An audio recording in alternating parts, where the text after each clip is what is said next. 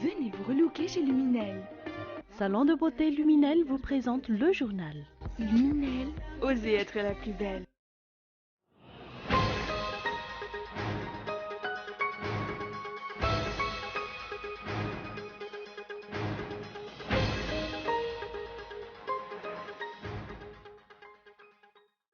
Les greffiers considèrent que les revendications ont été exposées depuis plusieurs mois déjà, mais le ministère responsable les a esquivées par toutes sortes de stratégies.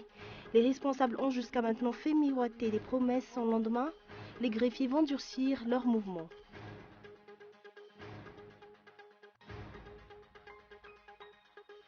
La qualité du cacao a toujours fait la renommée de Madagascar ainsi que de sa région productrice Diana. Or, cette qualité est en baisse à l'heure actuelle. Cela est dû au vieillissement des plants de cacaoyers, aussi bien des producteurs que des opérateurs.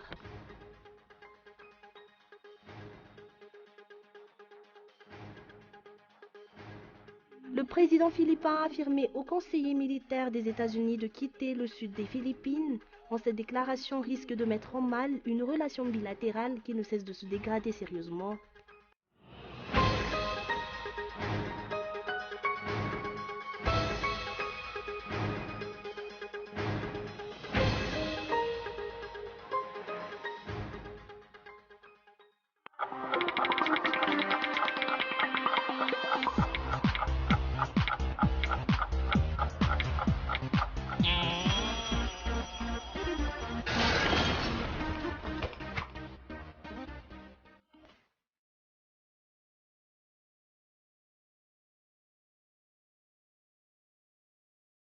Venez vous relooker chez Luminel. Luminel, coiffure tendance, extension cheveux, coloration, lissage brésilien, maquillage, extension cils, pédicure, manicure, onglerie. Luminel Béorir, vers escalier 1 4 foot. L'Avant Center, 4e étage, box 418. Luminel, osez être la plus belle.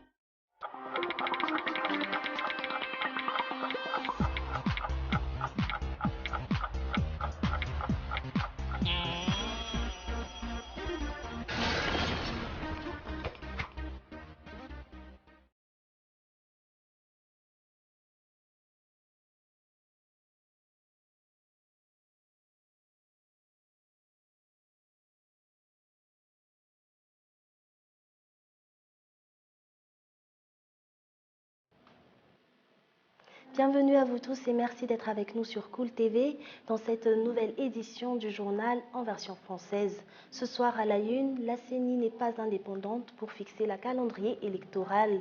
La prérogative de fixer la date des prochaines élections relève de ce fait encore du pouvoir central. La date des prochaines élections reste jusqu'à maintenant inconnue. Une lettre d'entente concernant un volet du processus électoral a été signée aujourd'hui entre la CENI et le PNUD. Zouf Rakutundjin. Le coup d'envoi des différents préparatifs pour l'organisation des prochaines élections a été donné aujourd'hui à la CENI, la Commission électorale nationale indépendante. Une signature d'une lettre d'entente portant sur un appui aux activités préélectorales et aux acteurs politiques a été effectuée entre la CENI et le PNUD dans l'optique de garantir la transparence des élections, a laissé entendre Violette Kakiomia, représentante résidente du PNUD à Madagascar. Ou ce qu'ils ont constaté pour les élections passées sont dans le plan d'action maintenant. Ils sont dans les listes de choses que nous allons appuyer comme communauté internationale pour vraiment nous assurer que nous faisons notre mieux pour assurer que les élections de 2018 se passent dans un climat de transparence, que ça soit fait professionnellement et que la population malgache ait confiance dans ce processus. Si on prend toujours la transparence des élections à Madagascar, force est de constater que le calendrier électoral demeure encore la prérogative du gouvernement. Ainsi, jusqu'à maintenant, la date des prochaines élections régionales et provinciales demeure inconnue. La CENI n'est pas vraiment indépendante sur ce point, a reconnu Eera Kutumanen, président de la CENI. Le PNUD a alloué une enveloppe de 772 000 $ à la CENI pour l'organisation de ces élections. Ce budget doit être affecté notamment à l'amélioration de la communication, à l'appui technique pour la révision du cadre légal des élections, à la migration du fichier électoral dans une base de données plus robuste ainsi qu'à la stratégie de sensibilisation des électeurs. L'État malgache doit faire des efforts dans la lutte contre la pauvreté, a fait valoir aujourd'hui le représentant résident de l'Union européenne à Madagascar. Il a aussi fait savoir qu'une partie du financement du 11e FED sera bientôt versée dans l'escarcelle de l'État. Il n'a toutefois pas donné de date précise sur ce sujet. Écoutons-le. L'ancien FED est en train d'être appliqué, d'être mis en œuvre. Il y a une bonne collaboration, une bonne coordination entre les autorités malgaches et nous, l'Union européenne, et l'ensemble aussi de la société civile, et différents opérateurs. On est relativement satisfait. On sait qu'il y a toujours beaucoup de travail à faire quand on voit les niveaux de pauvreté, les besoins de la population. Ça nous encourage à continuer à travailler ensemble. L'Afrique du Sud a commémoré ce jour le 60e anniversaire de la marche emblématique des femmes de 1956 sous le thème « Femmes unies pour faire avancer l'Afrique du Sud ». L'Afrique du Sud compte près de 2500 femmes entrepreneurs contre 150 à Madagascar. Le secteur reste peu exploité à Madagascar, a expliqué ce jour l'ambassade de l'Afrique du Sud, mais les efforts sont estimables.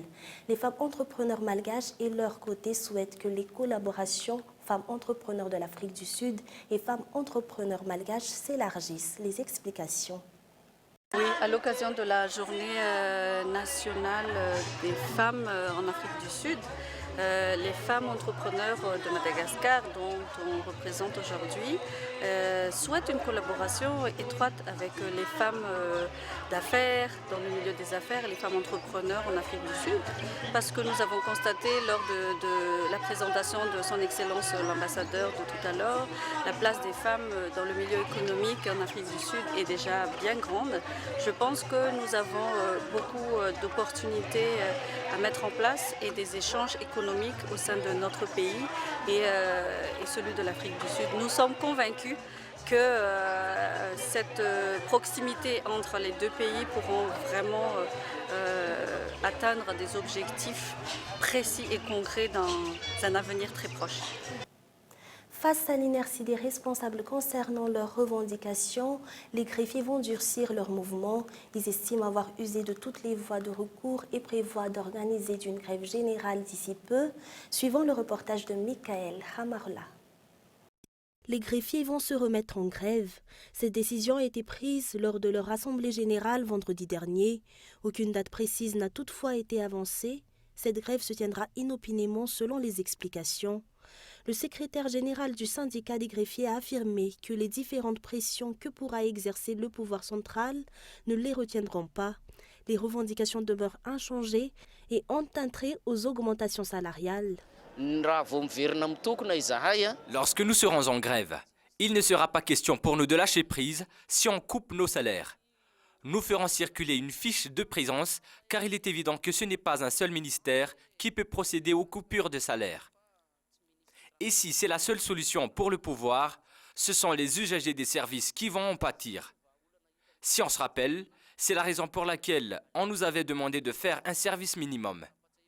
C'était pour que les usagers n'en pâtissent pas. Nous avons pris en compte les problèmes des usagers plusieurs fois, mais personne ne prend en compte nos problèmes. Il est donc normal qu'on se remette en grève. Les greffiers ont déjà mené plusieurs tractations à différents niveaux, mais sans résultat. Ils estiment avoir épuisé tous les recours possibles et ont décidé de passer à la vitesse supérieure. Nous avons essayé de négocier à différents niveaux jusqu'à la présidence. Nous avons épuisé tous les recours. Nous allons donc nous remettre en grève. Il ne sera pas question de scinder les greffiers en deux, avec ceux qui font la grève et ceux qui ne la font pas. Nous pensons que les non-grévistes touchent les mêmes salaires que nous. Même l'alignement de la grille indiciaire unique pour les fonctionnaires n'est toujours pas disponible. Et ce, pourtant, la seule chose qui pourrait motiver les fonctionnaires.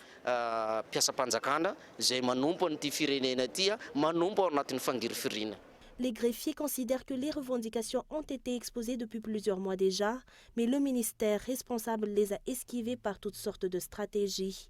Les responsables ont jusqu'à maintenant fait miroiter des promesses sans lendemain. les greffiers vont falloir que leur mouvement se durcira tant qu'ils n'auront pas obtenu des résultats tangibles. La production et la qualité du cacao sont en régression à Amband dans la région d'Iana. Le vieillissement des plants ainsi que la recrudescence des vols en sont les causes. Les producteurs ainsi que les différents responsables locaux ont très peu de moyens pour essayer d'y remédier. C'est un reportage signé Gaëtan Angiatslav. La qualité du cacao a toujours fait la renommée de Madagascar ainsi que de sa région productrice, Diana. Or, cette qualité est en baisse à l'heure actuelle. Cela est dû au vieillissement des plants de cacaoyers, aussi bien que des producteurs que des opérateurs. Aucun renouvellement des plants n'a été fait. L'État, en ce qui le concerne, ne semble avoir aucune politique pour aider les producteurs. Tout est resté jusqu'à maintenant au stade du discours. Nous allons plutôt vulgariser les boutures et les plants au lieu des graines. Une bouture, c'est comme faire une photocopie. On produit presque l'original. C'est pourquoi nous allons proposer aux producteurs. Par ailleurs, nous allons leur dépenser une formation afin qu'ils sachent manipuler les boutures et les plants de cacao. Leurs plants qui remonteront à 50 ou 60 ans doivent être petit à petit enlevés. On doit soit procéder à un recépage, soit les couper, soit carrément les changer. Leur formation sera faite de manière progressive, mais la priorité est de vulgariser les boutures auprès des producteurs, qu'il s'agisse de petits ou de gros producteurs. Mais le cacao n'est pas un cas isolé. Tous les produits de rente de Madagascar rencontrent des problèmes plus ou moins similaires. Le café et la canne à sucre en sont d'autres exemples. Une fois les étrangers partis, l'État n'a plus appliqué de politique visant au renouvellement des plantations des produits de rente. Mais la baisse de la qualité du cacao est exaspérée par la recrudescence des vols qu'on n'a toujours pas réussi à endiguer jusqu'à maintenant. Producteurs, opérateurs de grande envergure comme responsables, à différents niveaux se plaignent de la situation qui prévaut. Notre production est assez importante, mais le problème reste l'insécurité. Le gardiennage effectué par le FOCNUL n'arrive pas à repousser les voleurs. L'absence de route aggrave l'insécurité. On vend le cacao sous le manteau dans les maisons. C'est ce qui explique les ventes illicites car l'insécurité est trop étendue. Il n'y a aucune sécurité. Les gens craignent pour leur vie. En tant que maire, nous essayons de faire des marches contrôlées, mais il y a trop de risques pour la vie des gens. Donc, on les laisse faire des ventes cachées.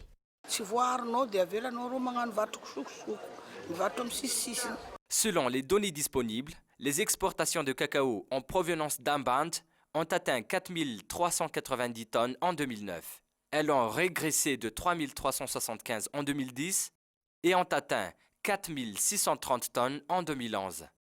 Suite à une amélioration apportée au niveau de la culture, les exportations de cacao ont atteint 7 425 tonnes en 2015.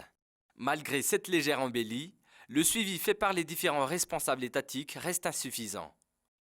La médecine traditionnelle n'a pas de place bien définie. L'État n'exerce pas assez la surveillance sur ce secteur, a dénoncé le président de l'Association nationale des tradipraticiens et guérisseurs de Madagascar. Les tradipraticiens déplorent quant à eux l'inexistence d'un barème fixe concernant leurs honoraires. Michael Ramarla. La médecine traditionnelle occupe une place prépondérante dans le domaine de la santé publique à Madagascar. L'association nationale FMNPM, reconnue par l'État, regroupe plus de 3200 tradipraticiens. Il existe toutefois encore des tradipraticiens non enregistrés ainsi que des charlatans qui profitent de la crédulité des malades. Nous travaillons avec des scientifiques sur place et à l'étranger pour définir la place de la médecine traditionnelle et pour la faire connaître au sein de la société pour que les malades ne se fassent pas berner par des charlatans. Nous travaillons aussi pour que cette médecine traditionnelle soit complémentaire avec la médecine moderne. On peut lui faire confiance. Bien que l'État ait reconnu la profession de tradipraticien, un problème se pose au niveau des honoraires. Les tradipraticiens déplorent que leurs honoraires soient fixés selon le bon vouloir des patients, alors qu'ils revendiquent exercer une profession similaire à celle des médecins. En février dernier, le ministère de la Santé a publié le décret fixant les conditions des tradipraticiens de Madagascar. Cela veut dire que la profession de tradipraticien est un métier comme un autre selon la loi. Mais le problème est d'en affiner les détails, car les tradipraticiens, surtout dans les campagnes, vivent de ce que les patients leur donnent, alors qu'ils doivent payer des impôts à l'avance. Le FMNPM fédère plusieurs associations de tradipraticiens. Un code de déontologie validé par l'OMS, l'Organisation mondiale de la santé, réglemente la pratique de la médecine traditionnelle depuis 2016. La pratique de cette médecine traditionnelle se transmet à travers les générations. Souvent, cette pratique se manifeste par des massages et ou par l'administration de plantes médicinales. Et sur le plan international, les scènes de bonheur sont encore très rares à Jarablous et les infrastructures sont quasi inexistantes où la vie a toujours du mal à s'organiser dans cette ville syrienne. France 24. De l'autre côté de la frontière turque, l'entrée de la ville de Jarablous, libérée de la présence de l'organisation État islamique il y a à peine 3 semaines. En ce premier jour de la fête sacrée de l'Aïd el-Adha, l'ambiance est à la fête. Scène inimaginable il y a encore peu de temps, des combattants de l'armée syrienne libre nous accueillent en dansant. Ça y est, j'y suis. Cela fait 4 ans que j'ai été forcé à immigrer. Je suis revenu ici il y a à peine 2 jours. Que Dieu soit loué. Une joie qui se lit également sur le visage des enfants, le temps d'une distribution de jouets organisée par des officiels turcs. Mais elle ne sera que de courte durée. Beaucoup repartiront les mains vides et le cœur brisé. Car les scènes de bonheur sont encore très rares à Jarablous et les infrastructures quasi inexistantes. Nous voulons de l'eau, de l'électricité. L'aide humanitaire n'est pas distribuée équitablement. Elle ne parvient pas à tout le monde. Des inégalités aggravées par le retour de centaines de réfugiés qui ont décidé de regagner leur maison après le départ des djihadistes. Les gens de Jarablous sont revenus et ils veulent nous chasser. Ils demandent aux gens venus des villages alentours de sortir de leur maison. Les différents groupes militaires ne se préoccupent pas de nos problèmes.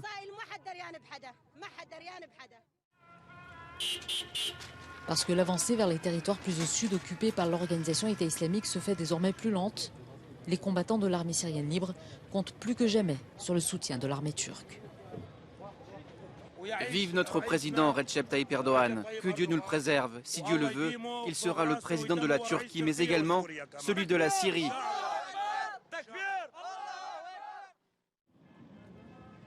Conscients de leurs lacunes, ces milices de l'opposition espèrent recruter le maximum d'hommes, même parmi les plus jeunes. Le président philippin a affirmé aux conseillers militaires des États-Unis de quitter le sud des Philippines et cette déclaration risque de mettre à mal une relation bilatérale qui ne cesse de se dégrader. Toujours avec France 24. Le président philippin a l'habitude des coups d'éclat. Devant un parterre de fonctionnaires, pas d'insultes cette fois-ci, mais le partenaire américain est directement visé. Les forces spéciales américaines doivent quitter Mindanao. Il y a tellement de blancs là-bas. Ils doivent partir. Les forces en question se trouvent au sud de l'archipel, sur l'île de Mindanao, à majorité musulmane. Depuis les années 70, une guerre civile fait rage entre indépendantistes musulmans et soldats philippins. Ces derniers sont conseillés par des militaires américains. Ils seraient environ 200. Pour Rodrigo Duterte, leur simple présence nuirait aux tentatives d'accord de paix en cours de négociation. Les musulmans deviendront encore plus agités. S'ils voient un Américain, ils vont le tuer. Le Pentagone dit avoir pris note de l'information, sans toutefois remettre en cause sa présence dans cette ancienne colonie américaine. Alors faut-il y voir une simple provocation? Dans le même discours, devant la même audience, Rodrigo Duterte nuance son propos. Finalement, il ne veut pas de conflit avec Washington. Il y a une semaine, il insultait directement Barack Obama. Celui-ci avait critiqué ses méthodes musclées pour enrayer le trafic de drogue. En 2 mois de présidence, 3000 personnes liées de près ou de loin à ce trafic ont été tuées.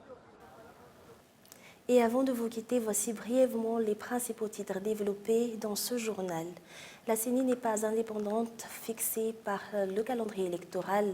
La prérogative de fixer la date des prochaines élections relève de ce fait encore du pouvoir central. La date des prochaines élections reste jusqu'à maintenant inconnue. Les greffiers considèrent que les revendications ont été exposées depuis plusieurs mois déjà, mais le ministère responsable les a esquivées par toutes sortes de stratégies. Les greffiers vont durcir leur mouvement. La qualité du cacao a toujours fait la renommée de Madagascar ainsi que de sa région productrice Diana. Or, cette qualité est en baisse actuellement. Cela est dû au vieillissement des plants et des plantes de cacaoyers, aussi bien des producteurs que des opérateurs. Et enfin, le président Philippa a affirmé aux conseillers militaires des États-Unis de quitter le sud des Philippines et cette déclaration risque de mettre à mal une relation bilatérale qui ne cesse de se dégrader. Et c'est la fin de cette édition. Merci de votre attention. Très bonne soirée sur Cool TV. Au revoir.